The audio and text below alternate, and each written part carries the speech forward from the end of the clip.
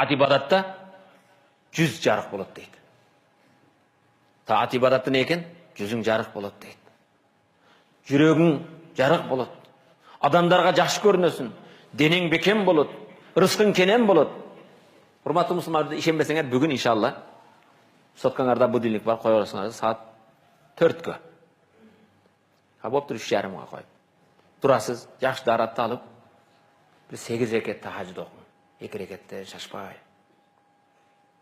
Бірақ саждаға барған кезде içindегі дардыңды Аллаға төкпестен башын көтеріп саждадан. Қырғызша айтсаң болады. Орысша айтсаң да бола береді. Уйғурша айтсаң да içindегі дардыңды жақсы құл бола албадым. Пайғамбарға сүйікті үммет бола албадым. Бүгінге аны қылдым, мұны қылдым. Дардыңды айт. Аллахым мені кешір. Сенден бара тұрған башқа ешкім жоқ. Аллахым дардымды саған айтамын. 8 рекет намаз оқығаннан кейін барып күзгінен қараңызда, машалла, жүзіңізде башқаша нұр болып қалады.